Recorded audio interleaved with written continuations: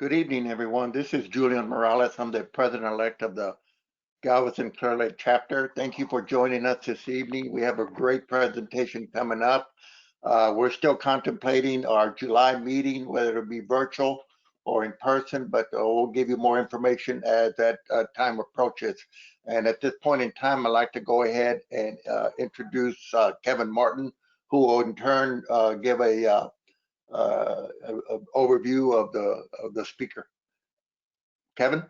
Yeah, thanks a lot, Julian. Hello and welcome to everybody. When we started the idea about how we could make this happen, we started looking at a lot of options, and we've been pretty successful. I've known tonight's speaker for probably more than 20 years, and he and I have done similar presentations like this. So anytime you do something new, brand new, you run into problems. I'm not expecting any problems because you've got a platform that's proven, you've got a speaker that's proven, you've got a topic that is hot in everybody's professional world. And so our objective tonight is to get this started, get your feedback along the way, give you more value for this, and then decide how we might move forward. So unless there's any questions, when you have questions, I'll be monitoring the chat, which is over on your right side. If you have something, we'll monitor that and feed them to Frank along the way, and then we'll save time for some Q&A where you guys will get a chance to maybe interact vocally in the future. So we're going to stay on time. This is 6:30 to 8, and we should be done well before 8 o'clock, but that will be primarily dependent on how much interaction you guys have. So let me introduce our speaker tonight. Frank Saladis is a PMP. He's a PMI fellow, and he's one of the people that I first met when I joined PMI 26 years ago. Frank is a mover and a shaker. He started International IPM Day. Frank is a tremendous servant heart, and so when we were looking for a speaker who might be able to jump in and contribute without much effort, my first message was, let's see if Frank can do it. So I can't thank him enough, and if we had verbal ability, I'd ask you to all help me welcome Frank. But without further ado, let me introduce my friend and your speaker tonight, Frank P. Saladis. Okay, thanks a lot, Kevin and Julian. This would be kind of an interesting, almost fun type of a session. I see a question came in almost immediately that I don't have an answer for, but we'll address it later. And the question is there going to be a drawing? So I don't know if there will be or not, but the answer to that question is that we'll check with the chapter going forward. So I'm not aware of a drawing, but you know, hey, listen, we're people that are project managers are very creative. We might come up with something, and you know, maybe we'll have a drawing. Okay, we have right at the moment 34 people on the call here, plus our staff, which is 3 people. And we expect maybe a few more to enter the program. So I don't know. Maybe we'll come up with some interesting thing. If we do a drawing, it could be a book that I wrote, and we can have that sent to you. We'll come up with something interesting. Okay. So thanks again to the chapter for inviting me in. I've actually spoken at the chapter a few times in the past. Last year, I did a presentation and a workshop at their normal restaurant location down there in the Clear Lake Galveston area. Unfortunately, our virus situation here has forced just about everything into a virtual environment, but we're going to make the most of it. I spent the last 4 days in a PMI Seminars World program called the Project Management 4-Day MBA Crash Course. So I've been doing an awful lot of talking this whole week. And just on a side note, and people were giving me a little bit of a hard time about it, but I agreed to do this because they really wanted to get things going and offer a webinar to the chapter members and maybe create a kind of a series of these going forward, and even workshops online. But today I'm also celebrating my 48th wedding anniversary. and I just left a photo session with my wife, who actually put her wedding gown on that she wore 48 years ago today. So it's a special day. It's a good day for PMI clearly Galveston, and it's kind of a fun day for me, kind of looking back at many years. And my family came over and we're having a gathering, and I took a break from that to come here and speak to you, and then I'll go back to that and then continue to enjoy the festivities. So anyway, thanks for being here. Appreciate it. And thanks, Kevin and Julian. So background real quick, don't want to spend a lot of time there. I actually started work with PMI as a volunteer, or as a member, I should say, in 1990. And I attended my first seminar symposium in Calgary, Canada. And 1991, I became president of the New York City chapter, and I was president for 10 years. And then I was president in 2005 and president in 2015. And last year I was the chair of the Nominations and Election Committee for the chapter. And I've also was the chair of the Project Management Institute Education Specific Interest Group, founder of International Project Management Day, a day of recognition for project managers. That is the first Thursday of November every year. This year it is November 5th. I would ask you to put that on your calendar. That is a day of thank you to project managers. My thought behind that was, as I was graduating from the Leadership Institute master's class, the professor said that we should go out and change the world. And my way of changing the world turned out to be International Project Management Day, which has been observed by several 100,000 project managers worldwide. And it is, like I said, a day of recognition. Most people don't really appreciate what it is that project managers do. And my assignment for you at the very beginning of this program is, if someone asks you what you do for a living, okay, then don't answer the question, I am a project manager, because they're not going to understand exactly what that is. They are not going to appreciate the kind of work that you do and the challenges that you have.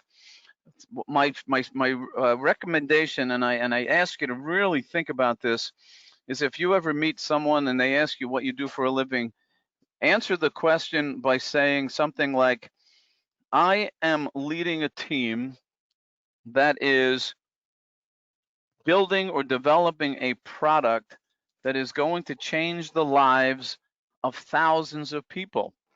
And I'm sure they will be compelled to ask you more. They should be impressed by that. So don't shortchange yourself in terms of your description of your job. Make sure people understand that it is far more interesting and colorful than simply saying, I'm a project manager.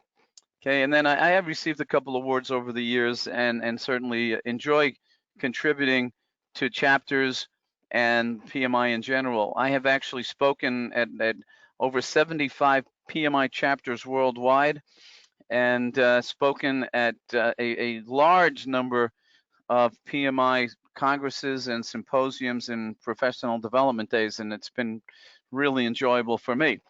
So what are we going to talk about? We're going to talk about a couple of things: greater awareness of the types of difficult people or difficult stakeholders.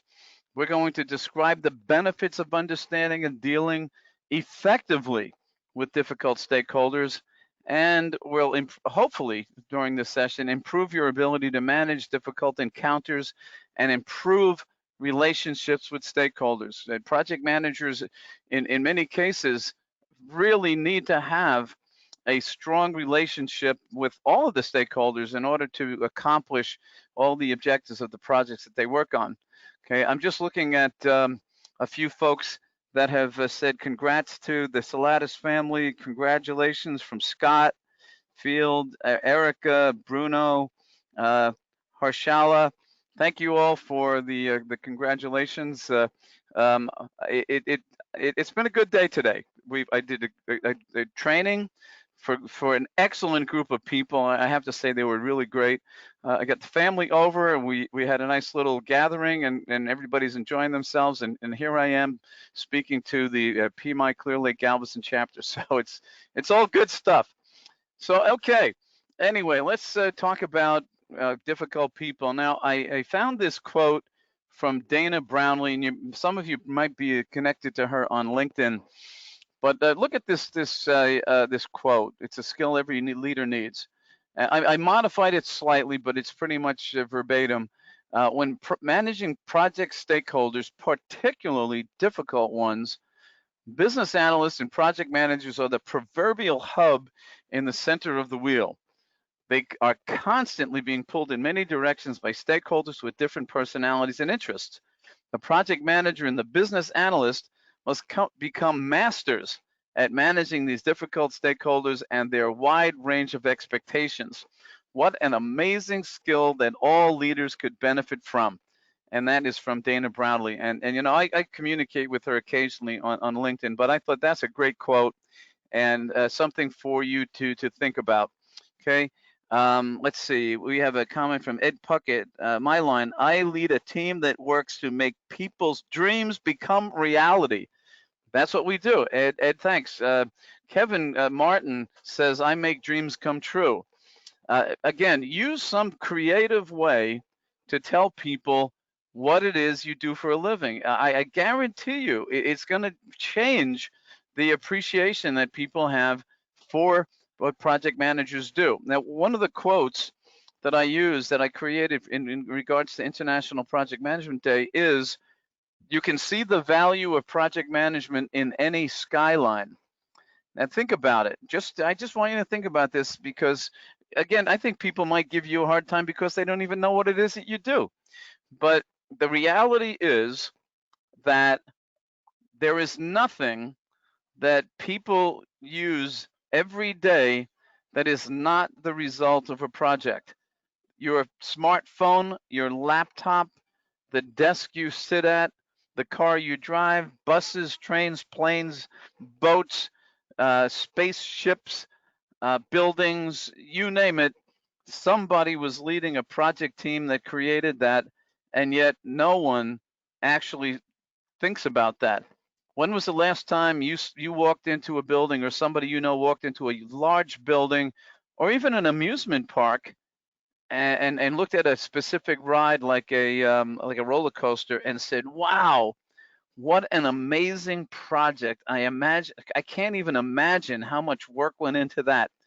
It's just there, and they take it for granted. So again, let's do a little salesmanship and sell ourselves, because hey, listen, we as project managers do amazing things. Nicole says, hey, cruise ships too, and absolutely, those are all big projects, and people get on board. I guarantee that very few, if any, will say, look at the size of this ship.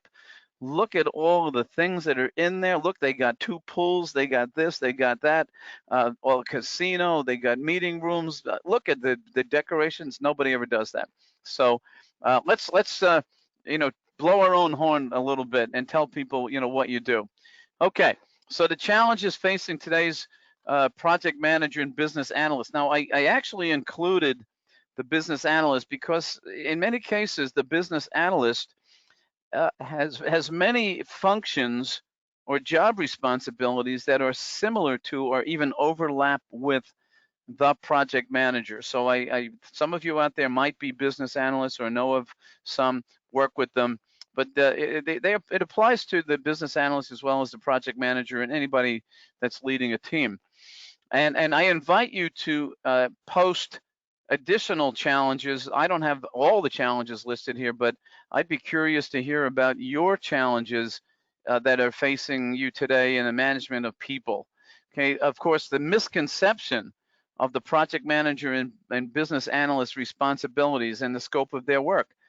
Some people just have really no understanding of what the project manager does, and often label a project manager as nothing more than a ticket puncher or a glorified secretary or someone that really doesn't have a lot of function. So there's a lot of misconception about that. Customer requirements are vague and ambiguous. I think that all project managers and teams have probably dealt with that. Changing requirements, and I actually struggled a little bit with that, and I left it in there because in traditional project management, changing requirements can be a real pain. In the agile environment, we kind of like change. We, hey, let's make some changes here and work with the customer. But in general, if you have too many changes and they're coming too fast, I think that becomes a real challenge. And you agile folks can certainly chime in on that. Of course, you do have conflicts with stakeholders. You're not going to agree on direction, resources, money, tasks, responsibility, things like that. We have a lot of processes, unfortunately, that are undocumented, and people say, we always did it this way, but there's no actual documentation on that. We have changing business objectives, and we also have, unfortunately, and this is a reality, and by the way, if you disagree with any of this, let me know, just post on that, uncooperative functional organizations. So there's probably a lot more than that. Feel free to add some, and we can talk about those as we go forward. But we're going to talk about stakeholders and conflicts with stakeholders for the pretty much most of this presentation. My colleague, Dr. Harold Kersner, said 90% of project problems are caused by people, not by machines, tools, or equipment. I think that most of you will agree. If you look at the last problem that you solved, maybe it was this afternoon or yesterday, I'm pretty sure that the problem that you were solving or got involved in was not caused by a piece of broken equipment. It was caused by a person who did something they were not supposed to do, or they didn't do something that they should have done. So this is where we're at. It's just reality, and we have to find ways to deal with it. So the bottom line is, it's a business fact that difficult stakeholders happen. They do. They are out there, and they happen, and they happen, and they happen again and again. Okay. Let's see. Scott says challenges with mismatched systems or incomplete assignment. Absolutely. Yeah. And sometimes that's managerial, a managerial problem or a fault of management, mismatched assignments, mismatched systems, incomplete alignment. Somebody didn't do their homework. So, we have to kind of look at that, but, share those kinds of thoughts as we go through the session. Now, they are everywhere. Difficult people exist everywhere. And hey, project managers can be difficult. And what I'd like you to do here while we're talking, as a little exercise, is I would like you, and I've done this exercise a few times, and it's very interesting. I would like you, if you can, to just post something that someone said about a project manager that was not complimentary. Okay, in your experience, I'm sure that you've had people complain about project managers. So I'm just going to ask you to post in the chat or the question box a phrase or something that someone has said that was uncomplimentary about project managers, and we'll take a look at that. But if you have, if you're working on a project, there are difficult team members, project managers, executives and sponsors, and some people are going, what? That can't be true. Customers, clients, and end users, suppliers, government representatives, and even family and friends can be difficult stakeholders also, including your coworkers and supervisors. The question is, which ones are most difficult and why? So I'm going to ask you to contemplate that just a little bit. And I see some questions and comments coming up. Let's see. They are micromanagers.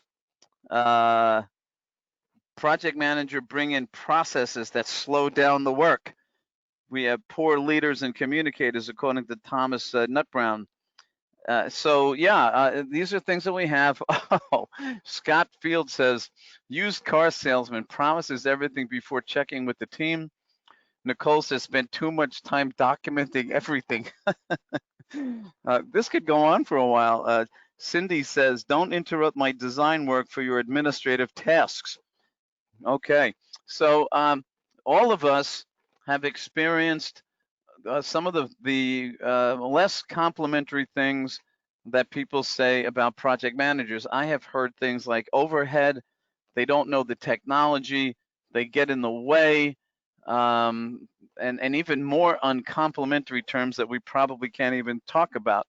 But we have to ask ourselves, how did that happen? And the answer to that is that project managers actually cause that by their behaviors and their actions. They don't understand their stakeholder needs, according to Paul Kramer. So yeah, but the point here is that many project managers have created this perception, and we have to change that. We are not problem makers, we're problem solvers. Somebody just said we make dreams come true. We find solutions. We work with people. We help people. We're coaches, mentors, supporters, problem solvers, creative thinkers. We're all of those things, and we need to dispel that perception that we are not helping people. The question that we should be asking ourselves, again, is how are we going to do that? How are we going to improve our image? Okay. Now, of course, the question is which ones are most difficult and why. I'd be curious as to hear what you have to say about that. The questions that we want to ask before taking action in response to a difficult person is we need to do some fact finding. I think project managers know that. Before we make decisions, we should get facts. Before we take action, we should get facts. So if you look at the question types, they're all open-ended questions, right? What is the actual problem that's going on here? Okay, who are these people that are giving me such a bad time? What do they do? And what I mean by that is what is their function, but also what are they doing that is being perceived as making them difficult? What issues do they create? Are they creating more work? Are they creating dissension amongst your team? We got to start looking at this picture of what it is they are doing. How does a bad or difficult stakeholder affect your project team? It could be a morale issue. Why are we perceiving them as difficult? And look at all these questions. Why is it necessary to manage them? And I put manage in a quotation because most people don't like to be managed. But for lack of a better word, what we have to do is find a way to address the situation and find a way to move forward. Then, once you have all of your questions answered, at least as many as possible, what actions should be taken? And are you contributing to the situation? The question is, how are you contributing? Because basically, it takes two people to be in an argument. So these are things to think about. Let me see what kind of comments we have. Family, you expect a lot from them and they want you to allow them to do the least amount of work for the maximum amount of pay, according to Nicole. Interesting. Joe says project managers are too expensive. Yeah, we have just a lot of issues out there. And again, think about your most difficult stakeholders, and not by name, but by title maybe, and what kind of situations you find yourself in. So, because I'd like to make this as interactive as possible. So, primary actions when dealing with difficult stakeholders. And I think this is important. You have to invest your time with people wisely. And I'm not saying this is easy, but maintain a leader mentality. You are leading a team. I don't think you want your team to see you unravel. And we use the term fly off the handle. Let's make sure that we're listening, we're assessing, we might even be empathizing. We're not necessarily trying to make it worse. And I know that from my own personal experience, growing up in New York City, and where I grew up, basically conflicts were handled in the street with a couple of fists, and whoever was bigger and stronger basically won. So I'm going to say that that's not the way to go in the business world. Even though some of you are thinking, hey, that's sometimes a good idea. No, let's use our leadership skills, maintain calm, and start to assess before we do anything, okay? Why is there a difficult behavior? There's got to be motivation behind it. And I'm not saying that we're psychologists. That is not what we're doing. We are just simply trying to understand and take from that understanding, take the best action.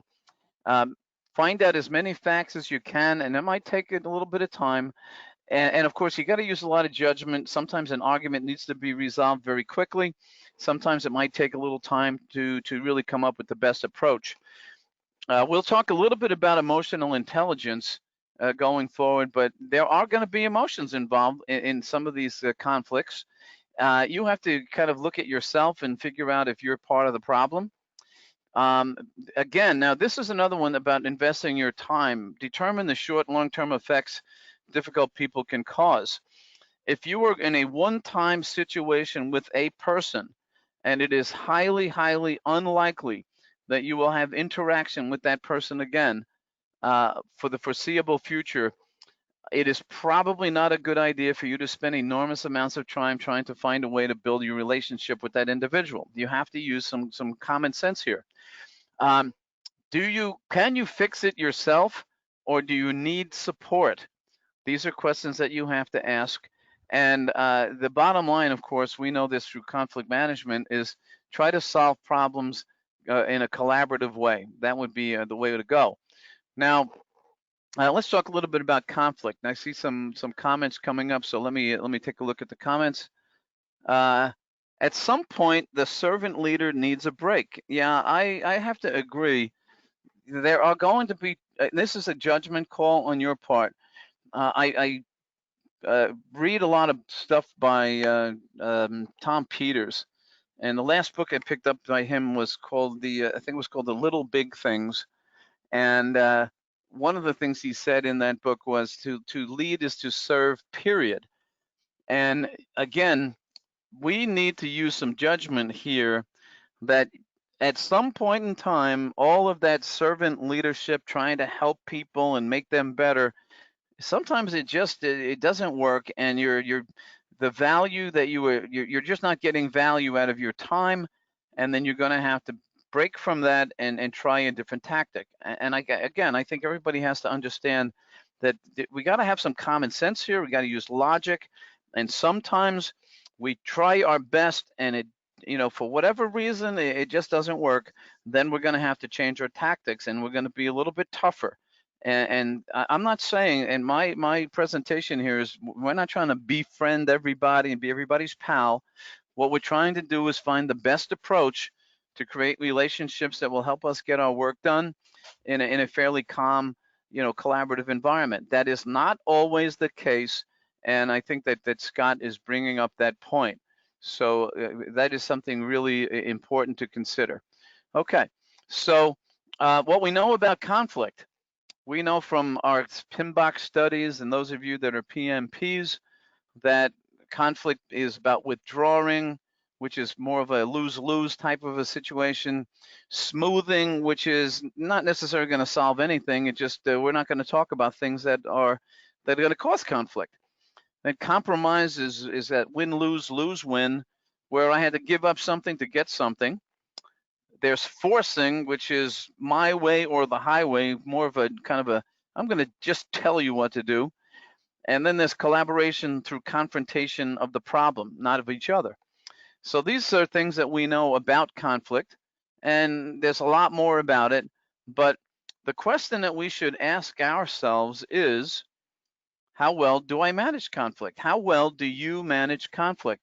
And that's the real question. If you are going to get into the fight or flight syndrome right away, and you're going to be involved in arguments and things like that right away, then I think that we have some issues. Okay, I see Julian said perception is everything. Let's see. Okay, we're talking about project managers, micromanagers. Okay, they slow us down, things like that. Okay, so yeah, we have a lot of these issues to deal with, and our question really is, how well do we manage a conflict? And that is the big question. So the basic behaviors or patterns for conflict, and you have to do an assessment. and that would be to determine, you could be one of three basic things here. Passive behavior, meaning that you give into pressure, you're not going to push back at all, you're not going to express your opinion, you're just going to say, yes, sir, okay, whatever you say, and you are perceived as easy prey. That is going to create some serious problems for you, especially if you are put in a project manager or leader position. If we have an aggressive behavior, we are basically, we don't really care a whole lot about anybody else. We have an agenda to follow. We are going to roll over other people. We're going to get our own way. We're going to be loud, and we're going to appear very confrontational and cause people to back down. And then we have the assertive behavior. And this is what we want project managers to be at, that level, being assertive, meaning I'm perfectly comfortable in expressing my needs. I'm not going to allow you to roll over me, but I will find a way to make sure that you understand my point of view. And not necessarily interested in getting to a conflict with you, but I'll stand my ground. I will do things that are positive. I'm very confident and respectful. And by the way, when you are exhibiting those kinds of behaviors, it is highly likely that aggressive people will not try those tactics on you. Let's see. Luke says passive aggressive behavior. Well, passive aggressive, what's going on with that is that you are not going to directly confront someone that you are having a problem with, that you are going to actually kind of do it in a roundabout way to get at someone through some other action, so that you are not actually confronting the person directly. You're going about it in a way that is going to create a problem for the individual that you seem to be having a problem with. That particular phrase, by the way, from my understanding, was created during World War II in the U.S. Army, when they were dealing with certain enlisted men's behaviors towards their officers. But yeah, it is a little bit different. The passive behavior I'm talking about is more like being very submissive and permissive, and pretty much allowing people to have their way with you and not really care too much about your opinion. Okay, so these are the kinds of behaviors that we need to be aware of, and that I'm promoting you being assertive, meaning I'm going to get my point across. You are not going to just push me around. I'm going to let you know that I'm not going to be argumentative with you, and I am not going to use aggressive behavior back to you. But I need you to make sure you understand that, hey, I have some points to make, and I will make sure that they are made, and I will do that in a very respectful way. Okay. Okay. Paul is saying something about a particular group that is passive aggressive. Okay, and you're probably right about that.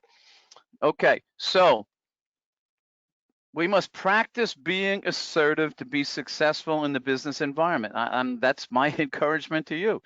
And I've kind of, in my life, probably experienced a little bit of being passive, especially when I was very young. I quickly learned that that's not going to work, because you were easy prey, so you became more aggressive, and you responded to aggression with aggression, which that doesn't work either. And I found that the easiest way to be successful is to have an assertive behavior that people respect.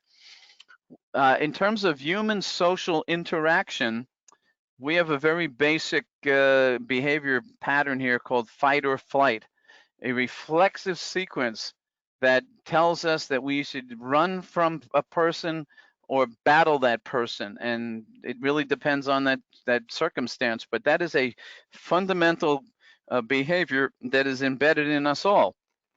And if we are dealing with stressful situations, and actually, I should say most of the stressful situations we deal with on the job are not immediately life-threatening. In other words, in the work environment, if somebody's arguing with you about a particular process, we're not talking about things getting that serious that where lives are being threatened. But if you have this kind of relationship going on in your work environment for long periods of time, the stress is going to have an impact on you and your behavior and probably the people around you. So we have to find ways to manage stress that is associated with difficult people. In other words, we need to kind of shield ourselves and not allow difficult people to create stress. Most stress we basically bring upon ourselves, and we need to find ways to avoid that. In the business environment, the impulsive fight or flight is generally not the best approach. I think everybody would agree with that. I don't think that if you have an argument with someone or a disagreement on the job, that the best thing to do is to step out in the hall and duke it out. But there is that fuzzy area, and we need to find a way to manage more appropriately and more professionally in those kinds of situations.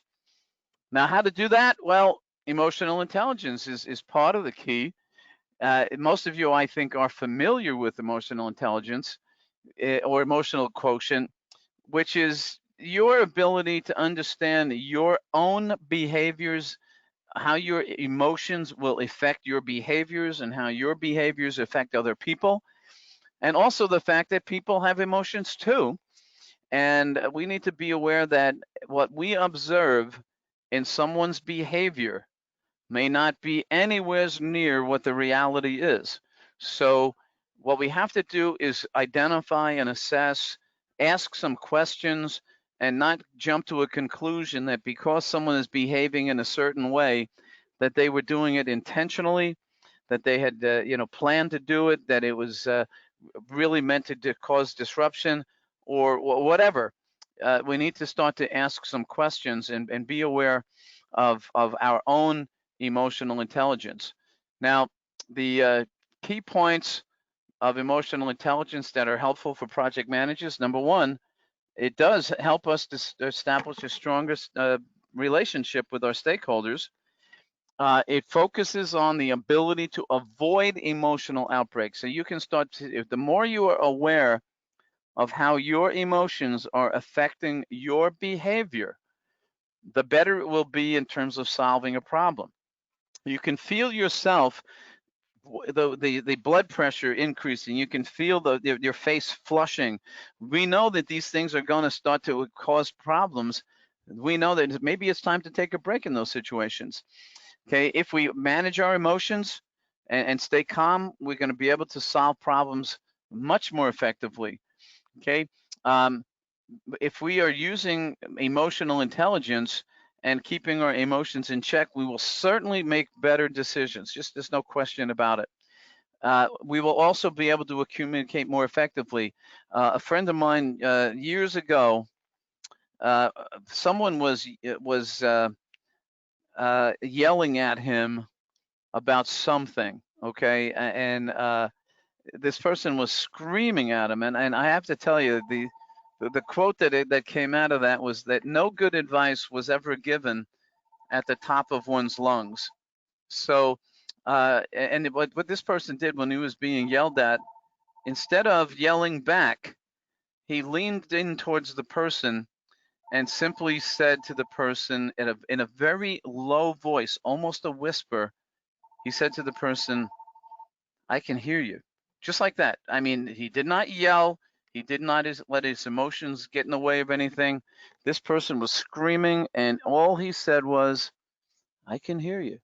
And it caused this person to stop and realize that they had really kind of gone off the deep end. So tactics in communication, really, really important. Facilitates the development of a positive work environment. Absolutely. I think if we understand our emotions and that we can effectively deal with the emotions of other people, our environment at work will certainly be better. We're better at listening when we are not emotionally charged. And of course, it'll certainly help develop collaboration. I think there's a really good list of things that would be helpful to project managers. So let me see, we have a comment. No good advice was ever given at the top of someone's lungs. Great advice, according to Jeremy Rust. Okay, yeah, I really think it is. And you, if you've ever caught yourself yelling at someone, make sure you realize they are not listening to you. They are simply saying to themselves, when are you going to stop yelling at me?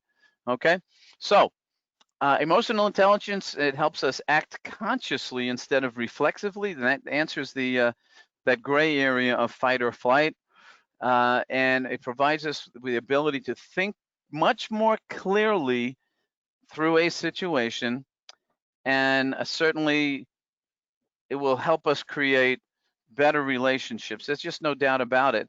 And since we're on the topic of relationships, one of the things that you are all out there as project managers, what I would ask you to do is just post, if you are particularly good at establishing relationships, maybe you can post a suggestion or two about how is it that you are doing that. Okay, and Lou says equal percent of transmit and receive. Now, you know what, Lou, that is really good. It reminds me of something. Erica said, Bruno says, listening, being a better listener, which is exactly where I'm going.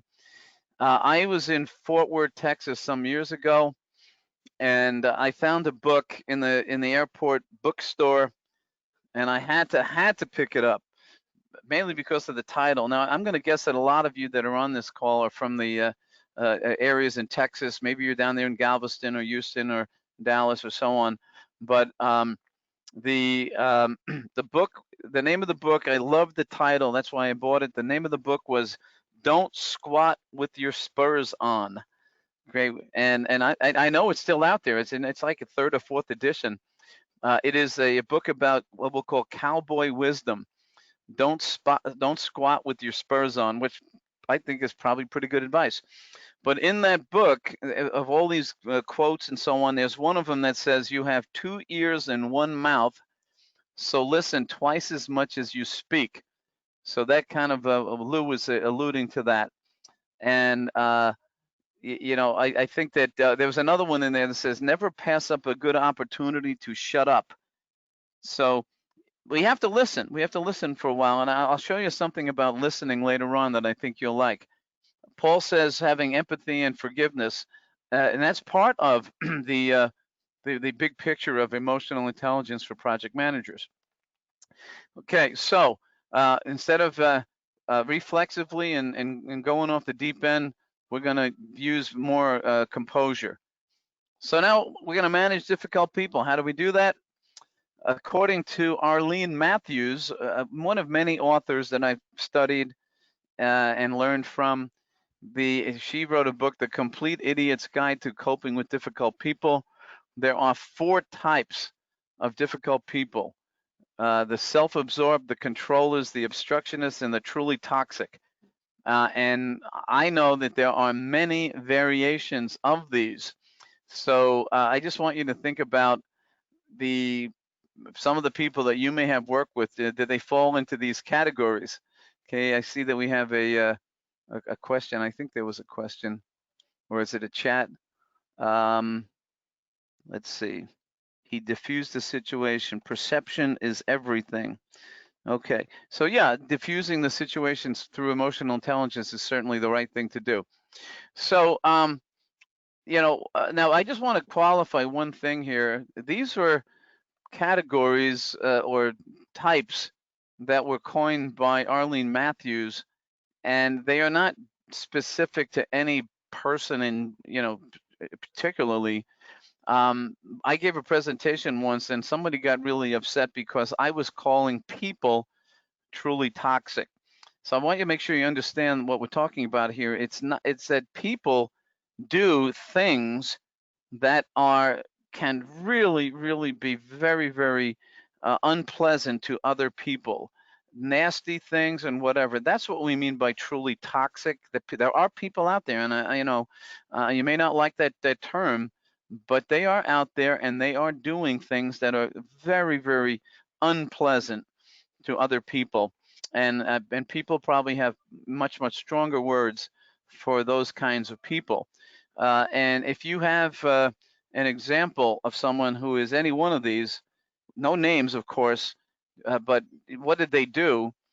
Share that in your chat or the question box, and we'll take a look at that. Now, if we look at descriptions and characteristics of difficult stakeholders, again, these are characteristics. If you were to be asked to describe this difficult person, I am pretty sure that one of these words would be involved in your description: angry, vengeful, over-involved and obsessive, controlling, dependent, secretive, deceitful, dishonest, evasive. Probably more, but that would be, I think, part of our vocabulary that we would use in identifying a difficult stakeholder. So let me see, we had a comment here. Had a colleague named the Toxic Avenger, and he embraced it. Okay. Harshala says, I have dealt with truly toxic people. So, if they're out there, and they will actually challenge us in our emotions and our behaviors. There is no question. We got to be really careful. Okay, let's see. I had a boss that gave me specific instruction to remove an employee program, and then when I did, and she was questioned about it, she said she never told me to do it.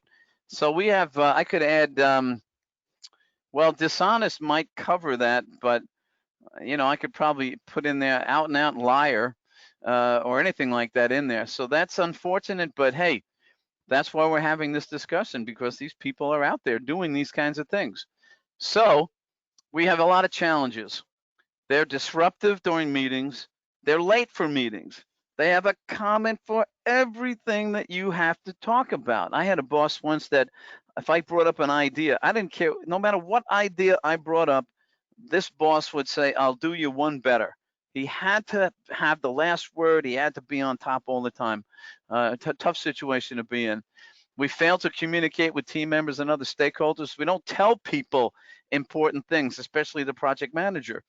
We don't listen to important information, or we avoid making decisions. We don't want to take responsibility. We'll make a decision, which creates even bigger problems.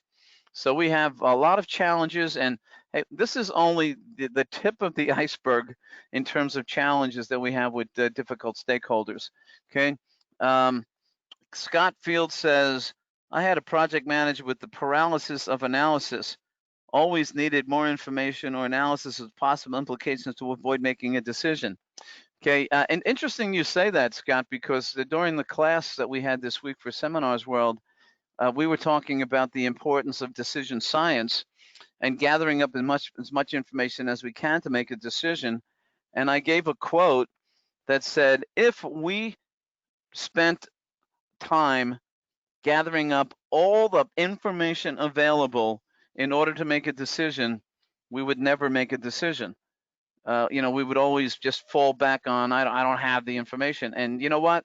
That is not the sign of a leader. Leaders make decisions based on information that is available, and they have to use good judgment. They have to use good judgment. Okay. No decision is a decision. I'll say that that's true. No decision is a decision. You decided not to do something, and for that there will be consequence. Okay. If I don't decide one way or another, there will be a consequence, because to tell you the truth, somebody is going to decide for you. There's just no question about it.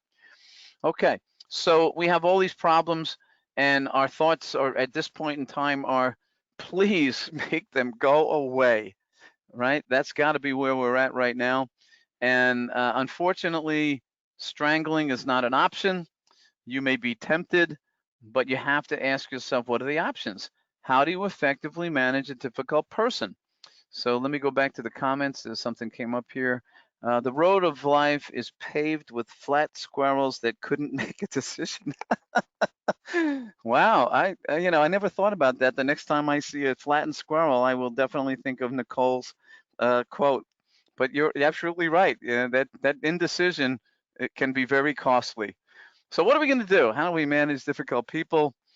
And of course, communication. You have to ask yourself, my question, I asked this question in Penn State University at a lecture that I was doing there pretty long time ago. I don't know when that was, more than 10 years ago. But I asked the question of the entire group there, about 100 people. I said, is anyone here an excellent communicator? And surprisingly, only one person raised their hand, one person. and I went up to the person and made him stand up and introduce himself, and I asked them, what makes you an excellent communicator? Anybody have any idea what his response was? Might be thinking about what an excellent communicator, the characteristics of an excellent communicator. Anybody have any idea what he said? Let's see if anybody has a response to that. Excellent. Scott, you are like number one. If I could hand out like prizes and gold stars, you would certainly get one. Harshala said the same thing. Active listener, good listener. That person said, without hesitation, because I listen. Okay, now that you have to ask that question yourself, am I a good listener? Now, I'll give you a quote to think about, okay? The quote, and I learned this a long time ago, is the trouble with management is that they spend more time listening to what they are about to say than what is being said to them, okay? The trouble with management is that they spend more time listening to what they are about to say than what is being said to them. And if you are listening to your own thoughts about how you're going to respond to someone speaking to you, you are not listening. So we need to become better communicators, and it certainly begins with listening. And you need to be very effective as a speaker. Okay, you have to make sure that you establish some kind of a rapport, and watch out for those nonverbal signals. Now, a key thing to keep in mind here, you see that word listen? Okay, if you rearrange the letters, in order to be a good listener, then you have to remain silent. So rearrange the word listen, and you will come up with the word silent. So to be a good listener, be silent while someone is talking and don't interrupt them, okay? Otherwise, if you look down at the bottom, the nonverbal signals, well, if you look at the expressions on their faces, they are certainly not paying much attention to anything that's being said. So watch out for that, because that's a signal that you're going to have to make a change. We have communications barriers. Now, there are many more than listed here. I invite you to list a few of those types of barriers that you have personally experienced. There definitely are physical barriers and perception barriers, emotions and gender. We also have generational conflicts and issues and communications barriers, right? But let's see what we have here. Okay. Oh man, COVID-19. We got to get away from that thing. Built-in bias. Yeah, this situation has definitely challenged us in terms of our ability to communicate. There's no question about it. It's frustrating. We are dealing with it. I see project managers are surprisingly good at dealing with the virtual environment. Brian says past experiences make some sensitive to something that the other side is not aware of. Brian, you're bringing up an interesting thing. The term is called transference, and this is a situation where you meet a person for the first time. You have never met this person before, and you immediately don't like them.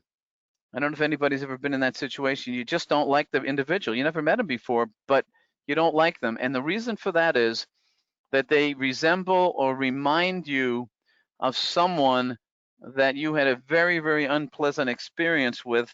And because of their mannerisms, their tone of voice, the way they look, a combination of things, you don't like them immediately.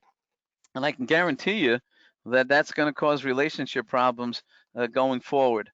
Let's see. Julian says, I listen a lot.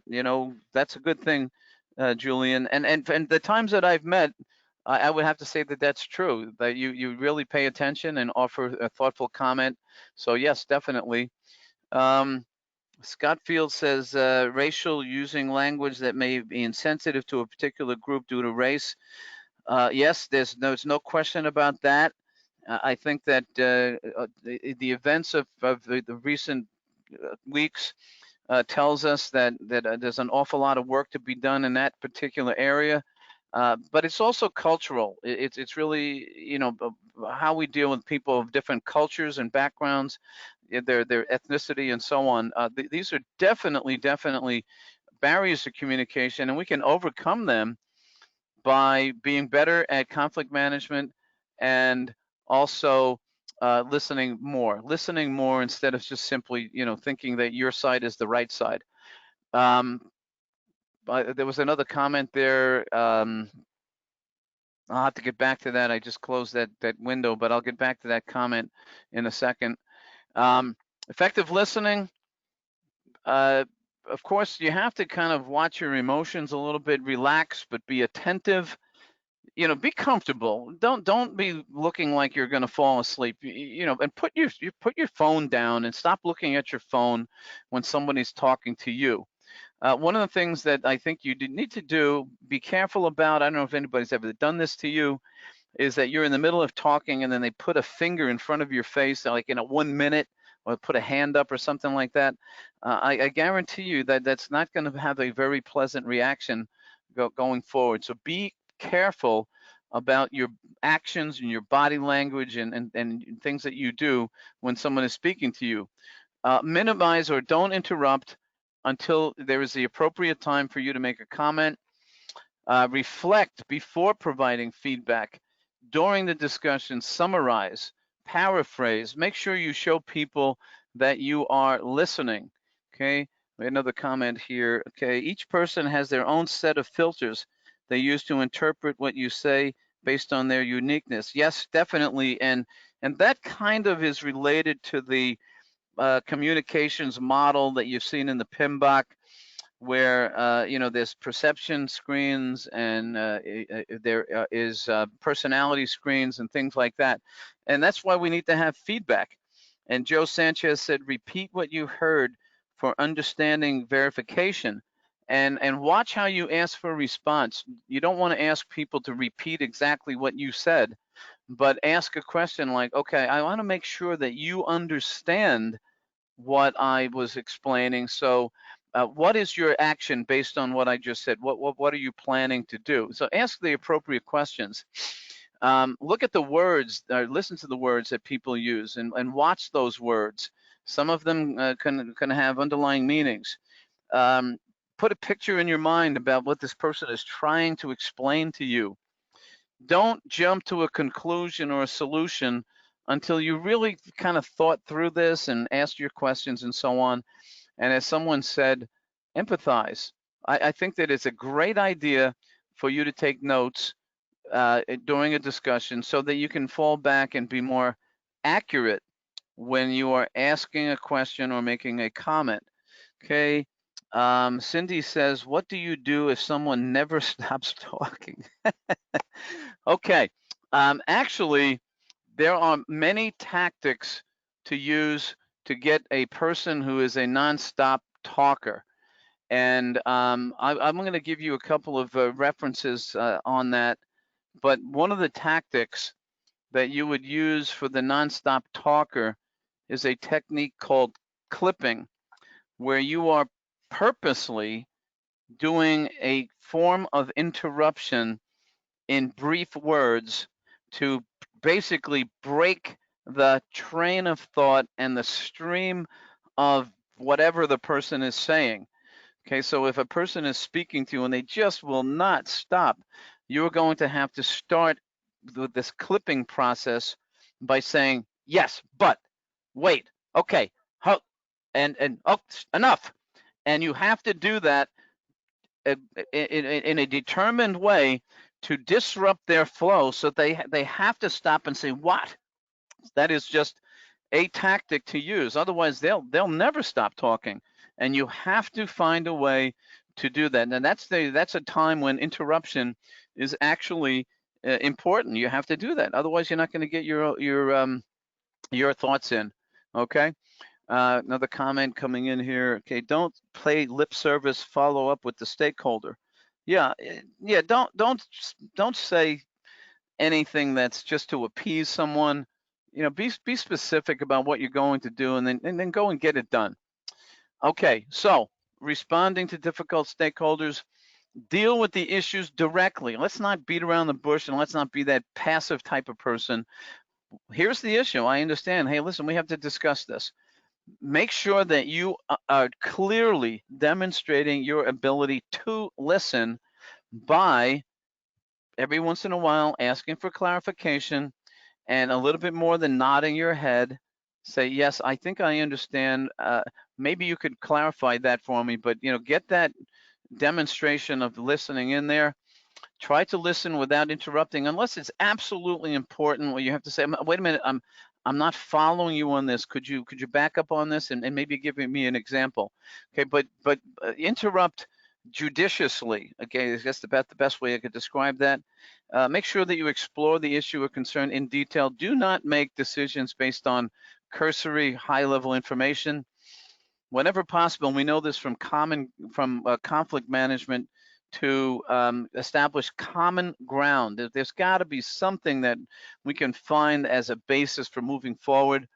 Express interest in the ideas. That does not mean you are going to agree with an idea, but you might say something, that's interesting. I really never thought of that, or that actually is worth taking a look at in detail. Maybe tell me more about that. Okay, you don't necessarily saying what a great idea, but express interest in saying, tell me more about this. And that's kind of different than what I've used to. Give me some more information. And of course, whenever possible, demonstrate flexibility in moving forward. Okay, responding to difficult stakeholders. Sometimes having open team meetings is a good idea to invite different perspectives. You should always keep an open mind. You don't have all the answers. If anybody in this audience knows everything, would you please identify yourself? We can always learn. You should always be in a learning mode all of the time. Use a third party if necessary. Sometimes it's going to get the best of you, and you can feel the emotions coming on.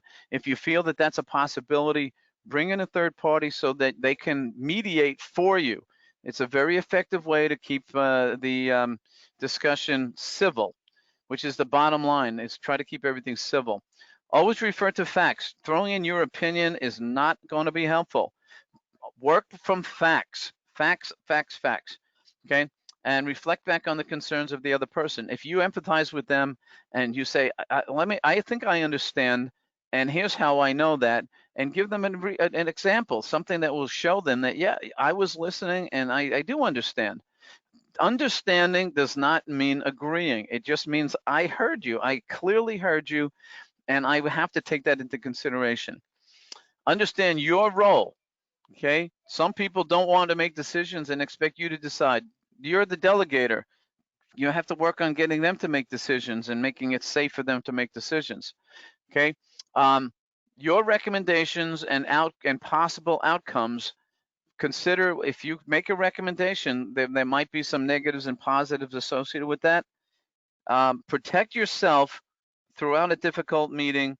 And when I say protect yourself, meaning if it's a very sensitive situation, you need to have other people in there observing. You need to make sure that you control your emotions, that you are not going to be prone to outbursts that they can use against you, or say things that they can use against you. Sometimes you need to have a coach to help you get through a difficult meeting. Like I said, whenever possible, if you can get that other person in there, that would be very useful.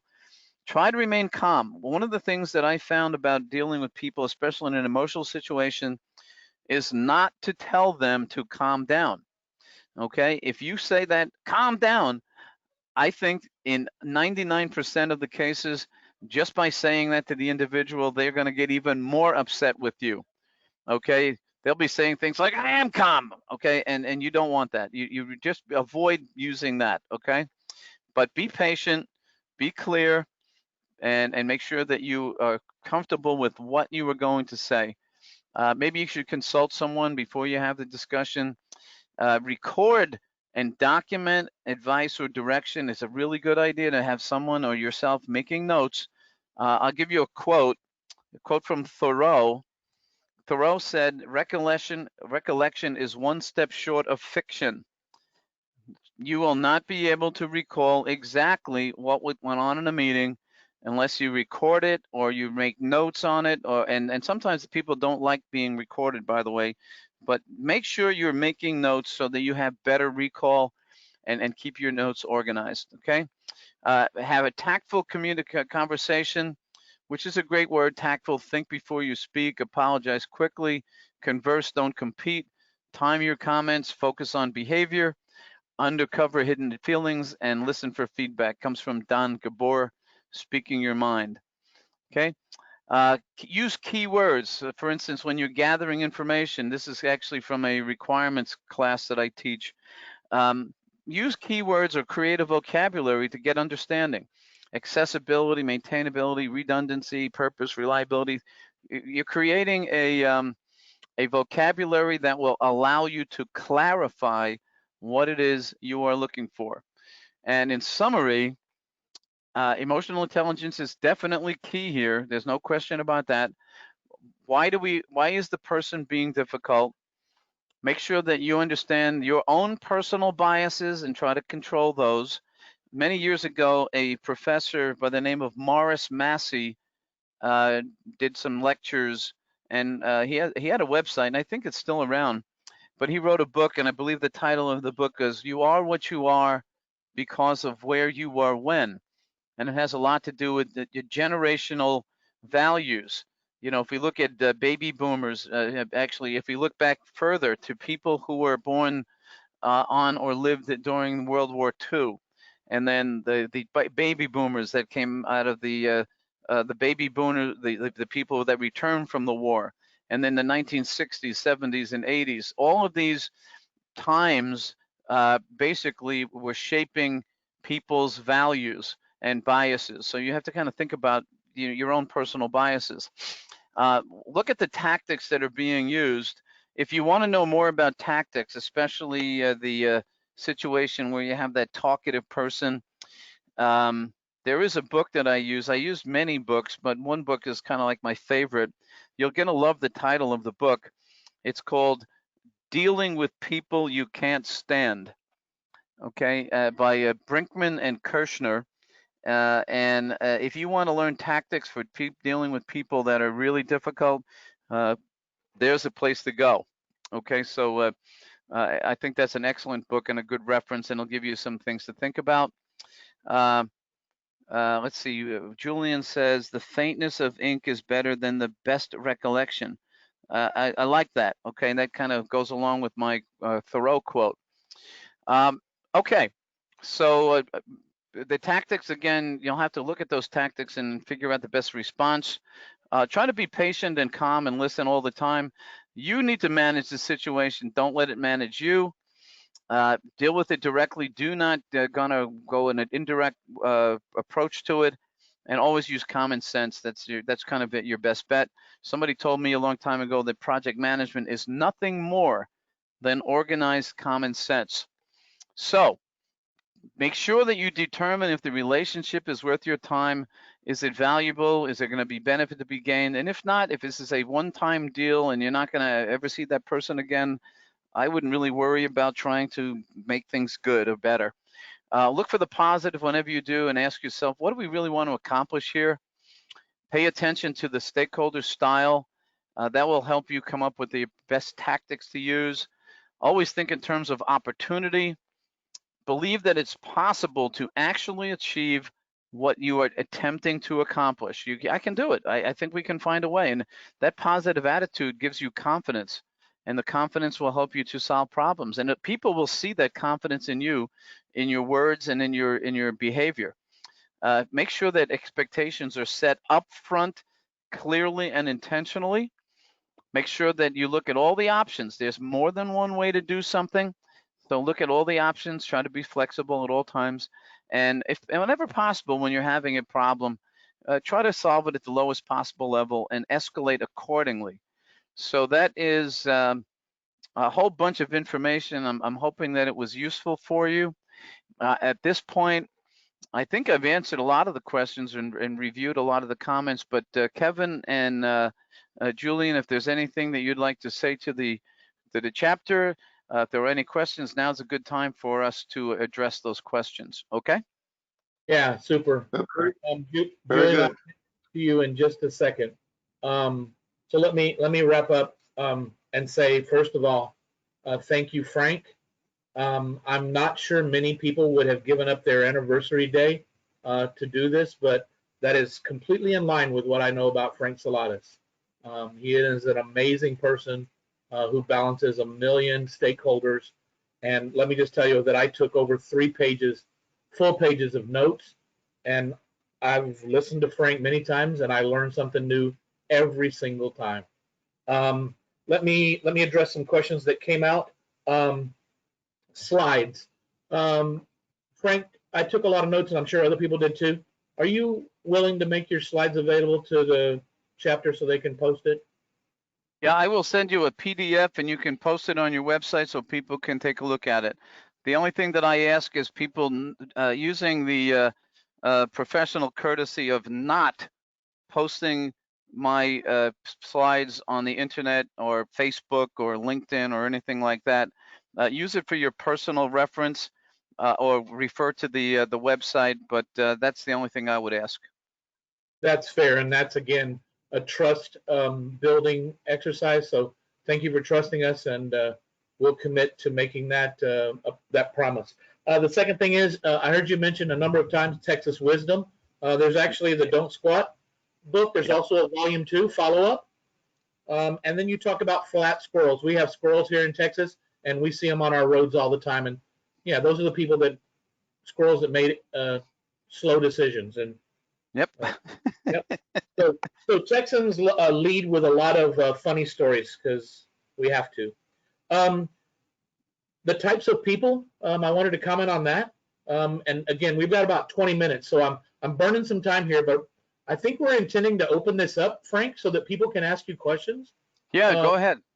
So hang on just a second. Let me finish and give it to Julian, and then people get your questions ready, and we'll be out of here. We still got 43 people hanging with us. Types of people. You know that one called obstruction?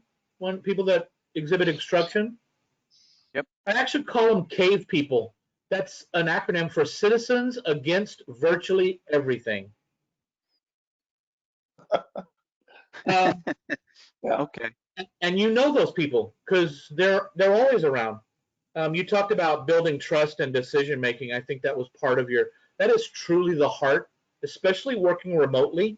The ability to trust and making decisions fast and realizing you're never going to have all the answers and you're going to make mistakes is the antithesis of being a perfectionist. And sometimes we have people who do think that they are perfect and they have never made a mistake. And when they vocalized that to me, I said, well, then you just made your first one. And so in closing, let me get ready to hand it off to Julian. We're going to work on something around a drawing. I don't know what we're going to do, but we're going to do something. So you can expect something on the people. Frank, that's going to require you to tell us who actually attended. And if you can send that to Daniel along with the slide deck, that would be helpful. Yeah, I will do that. Yep. And then I'm sure they have questions about PDUs. Again, if we have, and you're a member and we have the PDUs and we can marry that up, we should be able to do that for you. But I'll get Julian or Daniel maybe to address that, because we're going to hopefully send you a survey. And this is how we get better. So we're going to ask you what you thought about tonight, what we could do better, and then that's going to set us up for what we do going forward. In regards to Frank, he mentioned it earlier about future workshops. You got a taste in a little over an hour of the value that Frank Saladis brings. And if you get the opportunity to spend time with Frank, you just have had a small taste of the value he can give you. And it's nothing like his workshops. Planning for next month, we need your ideas, your pain points, your things that make you more successful. Please give us that feedback. Hopefully that'll be in the survey. But we need your help in making this most valuable for you as we learn how to use this new platform. And with that, I am going to tee up, with 15 minutes left, I'm going to tee up Julian for a few comments, and then we'll open the whole thing up, Frank, for everybody to chime in. I don't know how they're going to handle it, but we'll do the best we can.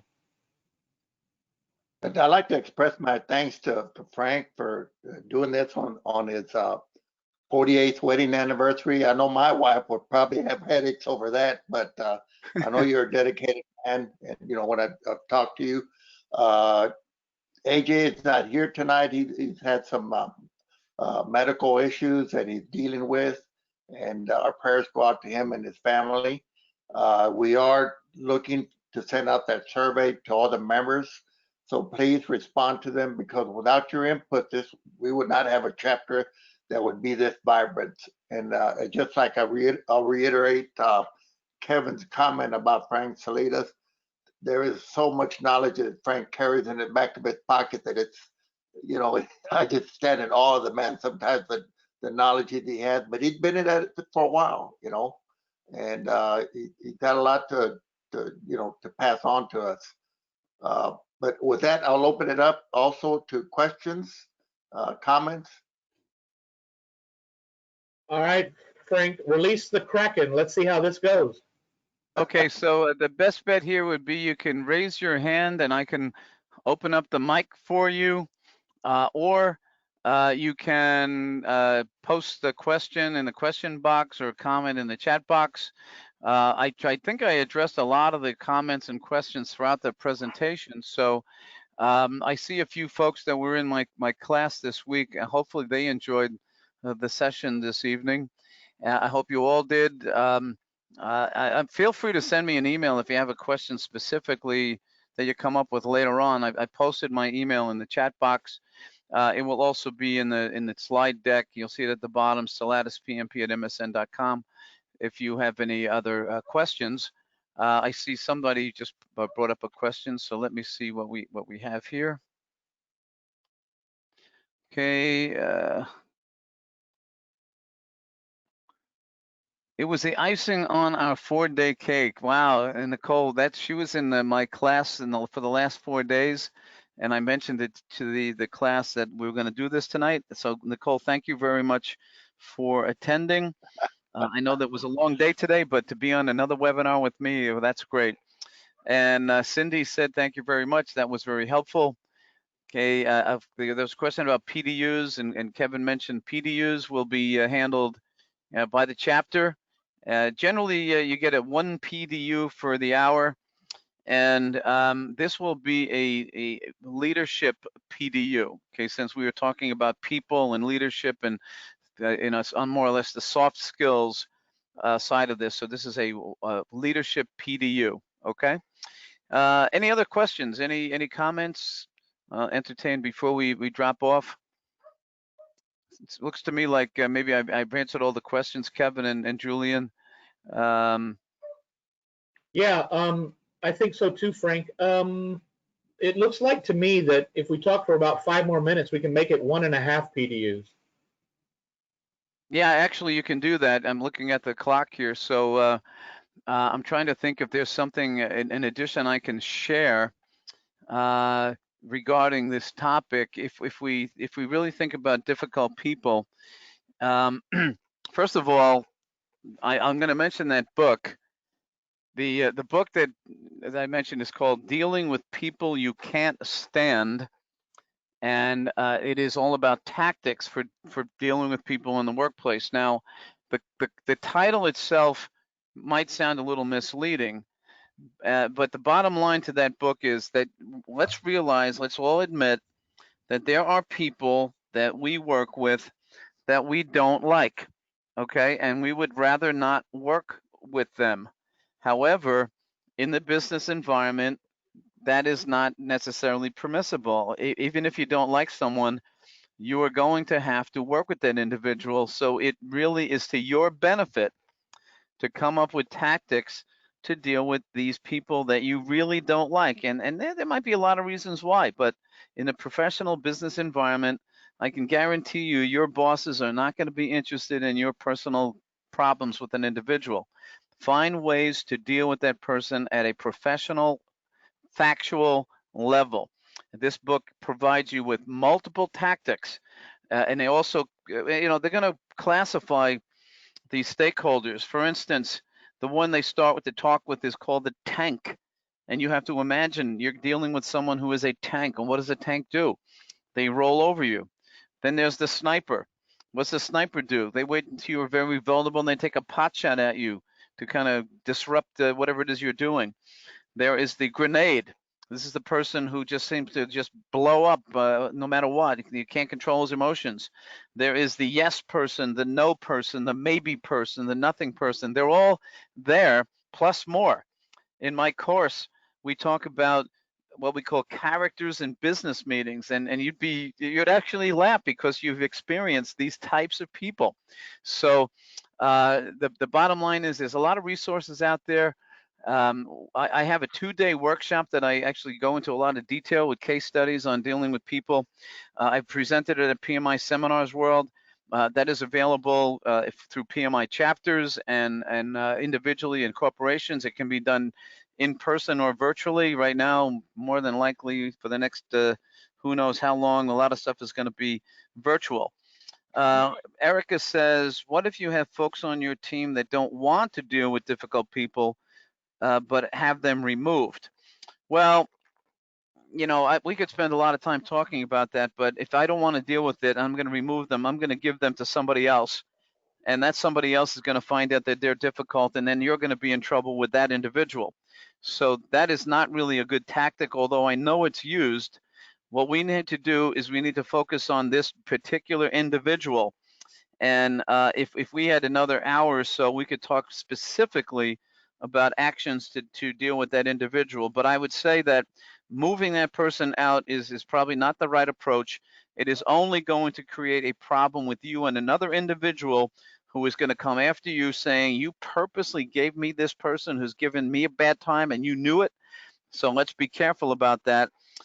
Deal with this difficult person directly, and there are multiple steps, and they begin with listening and talking, and there are steps including, depending on the organization you're in, disciplinary action. So there's a lot of steps you can take there. Scott says, any suggestions for how to encourage difficult folks to recognize their own insanity? Yeah, there definitely are. I think that you have to, and this is not something that is easy to do, but you have to ask them certain questions that will get them to start thinking about how their behavior is actually impacting not only themselves, but the company and possibly customers and other stakeholders. So we have to start by getting people to understand. A lot of people are not seeing themselves, and you are going to have to provide them with a view they may not like, but you have to be very factual and say, we're going to have a discussion. I want to go over some things that I have observed in some situations that you need to be aware of, and then be specific. Here's an incident. This occurred. Your behavior was, it resulted in this. Make them aware of it, and then ask them for some input about why, and are they aware of the consequences, their actions, and so on, and things like that. Joe Sanchez says, sometimes the most vocal people have answers to your problems in the project. Yeah, those are the aggressive people, the dominators. And there are tactics to deal with the dominator, and one of those tactics, by the way, is for you to be highly assertive with the dominator. And basically you can get into a point where you might say to that individual, okay, thank you for your comments, I appreciate it, but I'm going to ask you to do me a favor, hold your thoughts for a while. I want to hear some input from other people, and then I will get back to you. So please just hang on and be assertive, okay, when you do that. And again, like I said, we could talk a lot about these things. Paul Kramer says negotiation skills can be very important. Absolutely. I would think all project managers should take a course in negotiating, because negotiating and conflict management are very, very similar and have a lot of parallels. So those are, I think, the questions that were out there. Yeah. Hey, Frank, I saw Thomas Nutbrown raise his hand politely a while back. Thomas, if you're still on and you want to ask a question verbally, just raise your hand again. Frank will open up the mic and you can do that. Yeah, just let me see the hand raised. I don't know if Thomas is still on. Let me look real quick. I'm scanning. Yeah, he shows to be on. He raised his hand and then he pulled it back down. Maybe his question got answered. Oh, it's possible. Thomas, did your question get answered? And while we're waiting for Thomas to reply, I'm working on being y'all's speaker next month. And I just had to go through this question of how do you get people who absolutely hate each other to the point where they both went to HR and I had to resolve it. And I'll tell you next month what I did and how the outcome had an immediate impact within 3 days of the solution that I provided. And the entire team said, my gosh, what did you do? Because these two people have never gotten along. So there's a plug for next month. Let's see. Okay. Get back with it. Thomas actually put a statement. He said some years ago, I had a dominator in project meetings in an area. Then I learned to ensure they always had an action item they couldn't complete timely. Reviewed action items early, and that got them real quiet for the rest of the meetings. Okay. I like that. Give them something that it's gonna consume their time, and they won't have much to talk about. But again, there are multiple tactics for the dominator. The dominator is really looking for attention. The dominator is looking to show people how much they know. They're very impressed with themselves and they want other people to be impressed with them. And you know, you can allow some of that, but you have to use your judgment as to just how much you're going to allow before you say, okay, thank you very much. At this point, I would like to entertain other people's thoughts. Hold your comment. I will get back to you. I will call upon you to comment later. You're going to be very assertive with the dominator. They're not going to like that, and they might actually try to push back, and you're going to remain assertive. And you're also going to, when you're doing that, you are creating attention focused on them by all the other people, which will become uncomfortable, and they realize that, you know what, I need to be quiet right now. So like I said, there are a lot of tactics out there. Question that can be answered later: how was attendance tonight? Curious how many people. There were 43 people plus 3 organizers on the call, and we had a total of 54 registrations. So that was phenomenally good for the chapter. Yeah. Okay. So Frank, I'm going to start to wrap up here, Kevin. So if there's final comments, because I'm going to get going.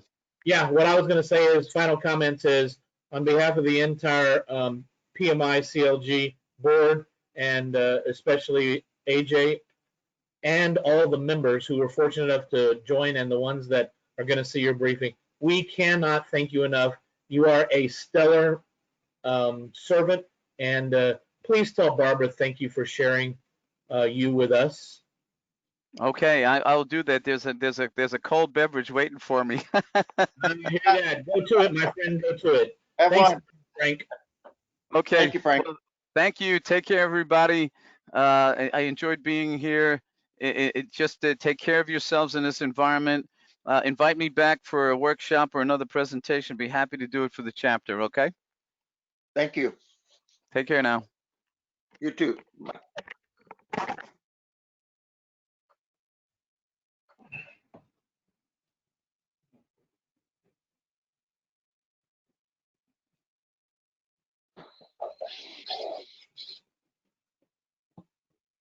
Nice job, Frank. Yeah, he did a great job. Yeah, you're still on good. Yeah, I was just going to call you and say, wow, right? Wow. Yeah, wow, it's an understatement. Yeah, it's going to be hard to follow that. That was a lot of information. I mean, I don't know what he left out, you know, other than case studies. Yeah. I mean, again, I've heard him speak a million times, you know, and I learned something every single time. That's a sign of a great speaker. Yes. Yeah. And you know, 44 people at a chapter meeting. I think that might be y'all's new record. I think it is. That's well, I'm glad he invited other people from the talk today.